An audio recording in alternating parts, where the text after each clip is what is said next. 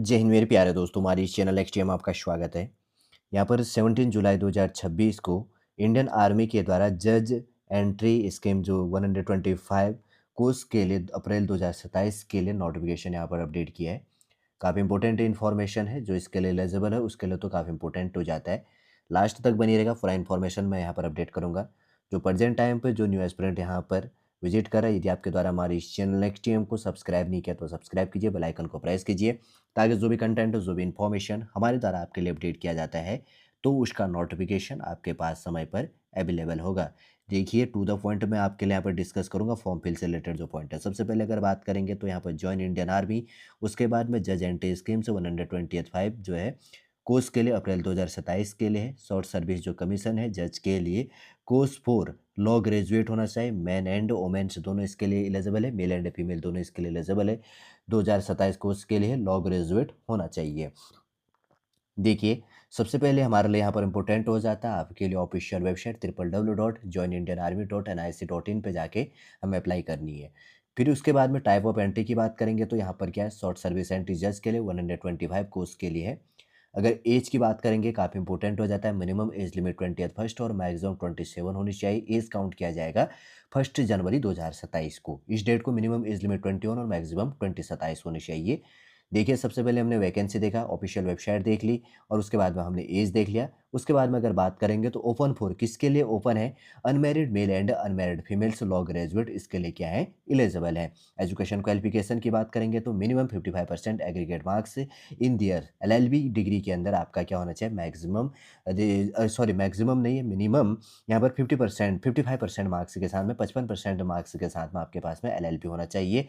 साथ में देखो, ये काफ़ी इंपॉर्टेंट है, शुड हैव अपीयर्ड आप होने चाहिए फॉर क्लैट के लिए CLAT पीजी एग्ज़ाम 2026 के लिए कंडक्ट इन दिसंबर 2025।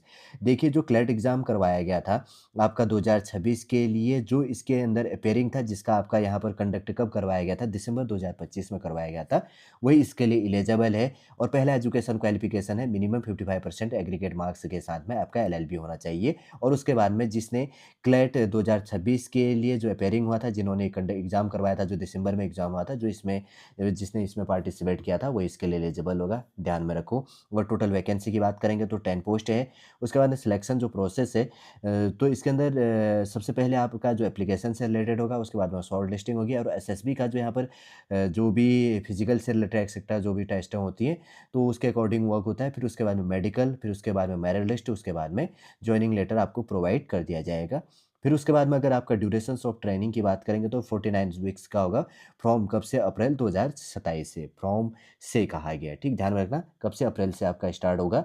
और उसके बाद में आफ्टर ट्रेनिंग के बाद में आपका रैंक क्या रहेगा, लेफ्टिनेंट रहेगा। फिर उसके बाद में अगर बात करेंगे तो आगे बढ़ते रहेगा जो भी आपकी पोस्टिंग होगी। और सबसे पहले अगर बात करेंगे तो यहाँ पे एलिजिबिलिटी है, जो भी कहा गया, सबसे पहले कौन कौन इसके लिए एलिजिबल है शॉर्ट में देख लो। ये काफ़ी इंपॉर्टेंट पॉइंट है एलिजिबिलिटी से रिलेटेड वाले पे। यहाँ पर है, सबसे पहले कहा गया, citizens of India, subject of Nepal, a persons of Indian origin who has migrate कहाँ से, from Pakistan, Myanmar, Sri Lanka and eastern Africa, country of Kenya, Uganda, United Republic of Tanzania, Zambia, Malawi, Zaire and Ethiopia and Vietnam with the intention of permanently settle in India, वो इसके लिए क्या होगा, eligible होगा। As में पहले भी आपके लिए प्रोवाइड कर चुका हूँ, मिनिमम 20 और मैक्सिमम 27 है, 1 जनवरी 2027 के डेट में। और आपका डेट ऑफ बर्थ 2 जनवरी 2000 से लेकर 1 जनवरी 2006 के बीच में आपका क्या होना चाहिए, डेट ऑफ बर्थ होनी चाहिए। एजुकेशन क्वालिफिकेशन मैं पहले डिस्कस कर चुका हूँ, minimum 55% aggregate marks in their LLB degree, 3 years professionals after graduate और 5 ईयर्स आफ्टर 10+2 एग्जामिनेशंस, इसमें ध्यान रख लेना। इन एडिशन से CLAT PG 2026 score in mandatory for all candidates including LLM qualified and LLM appearing candidates. ये काफ़ी important point है, इसलिए इसको ध्यान में रखना। The candidates should be eligible for registration as an advocate with Bar Council of India oblique state के अंदर।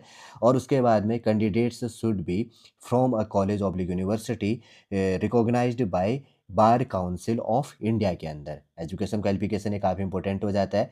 फिर उसके बाद में यहाँ पर टोटल वैकेंसी हम पहले भी डिस्कस कर चुके हैं, टोटल 10 पोस्ट यहाँ पर दी गई हैं, आप देख सकते हैं। फिर उसके बाद में आगे देखते हैं और कौन कौन से पॉइंट यहाँ पर निकल के आ रहा है। ये बहुत सारे इंपॉर्टेंट पॉइंट है, अगर आपको देखना है तो इसके ऑफिशियल वेबसाइट पर जाकर आप विजिट कीजिएगा। थोड़ा-सा इसका फिजिकल जो टेस्ट होता है इससे रिलेटेड हम देख लेते हैं। जो हमने अभी ऊपर बात करी थी ना कि एसएसबी के अंदर जो भी होता है, तो आपका एक्टिविटी जो चीज़ होता है 2.4 किलोमीटर रन होगा आपका 10 मिनट 30 सेकंड के अंदर, मेन के लिए, और वुमेन्स के लिए 13 मिनट के अंदर 2.4 किलोमीटर रन करनी है। पुशअप होगा मेन के लिए 40 और फीमेल के लिए यहाँ पर वुमेन्स के लिए 15, और पुलअप है 6 यहाँ पर मेन के लिए और फीमेल के लिए 2 है। सिटअप है यहाँ पर 30 मेन के लिए और 25 है वुमेन्स के लिए। सिटअप उसके बाद में स्क्वाट्स की बात करेंगे तो 2 सेट ऑफ 30 रिपीटेशंस के अंदर मेन के लिए और 2 सेट ऑफ 30 रिपीटेशंस वुमेन्स के लिए है। और उसके बाद में लॉन्गेस्ट की बात करेंगे तो 2 set of 10 repetitions on each leg के लिए, और उसके बाद मेन के लिए, ठीक है, वुमेन के लिए भी वही है, 2 set of 10 repetitions on each leg के लिए। फिर उसके बाद में स्विमिंग की बात करेंगे तो should now fundamentals of swimming, मतलब बेसिक्स आपके पास में नॉलेज होना चाहिए इन चीज़ों में, तैरने से रिलेटेड ज़्यादा प्रोवाइड कर दिया जाएगा। फिर उसके बाद में देखिए आपका रैंक यहाँ पर है। सबसे पहले अगर बात करेंगे तो फिर जो भी प्रमोशन की बात करेंगे तो सबसे पहले आप लेफ्टिनेंट पे ट्रेनिंग कंप्लीट करने के बाद में लेफ्टिनेंट आपका पोस्ट रहेगा। फिर उसके बाद में कैप्टन, मेजर, लेफ्टिनेंट कॉलोनियल के लिए, और उसके बाद में कॉलोनियल। फिर उसके बाद की बात करेंगे तो उसके बाद में कॉलोनियल के बेस में टीएस ऊपर, और कॉलोनियल है, फिर ब्रिगेडियर, फिर उसके बाद में मेजर जनरल यहाँ पर आपका होता है।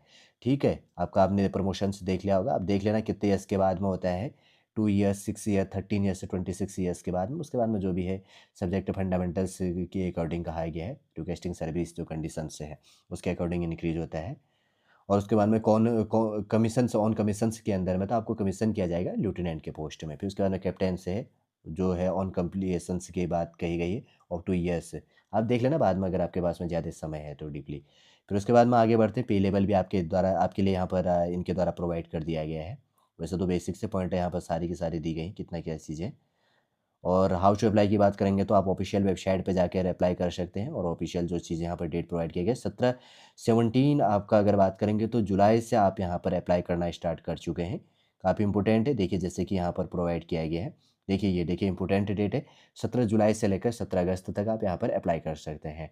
टोटल 10 पोस्टों के लिए जज से रिलेटेड जो वैकेंसी यहाँ पर अपडेट किया गया है, सॉलिड रूप से हमने देखा कि 17 जुलाई से लेकर आप 17 अगस्त तक अप्लाई कर सकते हो। ऑफिशियल वेबसाइट देख लिया, एजुकेशन क्वालिफिकेशन, एज लिमिट, और जो इम्पोर्टेंट पॉइंट है थी इसके अंदर हमने देख लिया। और उसके बाद में आपके पोस्ट जो प्रमोशन होगा तो बेसिक रैंक आपका लेफ्टिनेंट से कहाँ पर क्या पहुँचेगा वो हमने यहाँ पर भी देख लिया है कि इतने ईयर्स के अकॉर्डिंग में।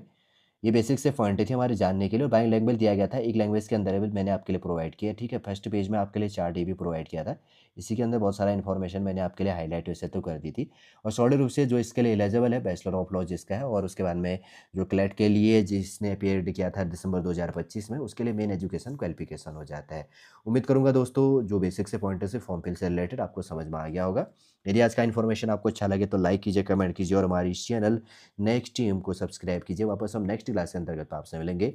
जय हिंद, जय भारत।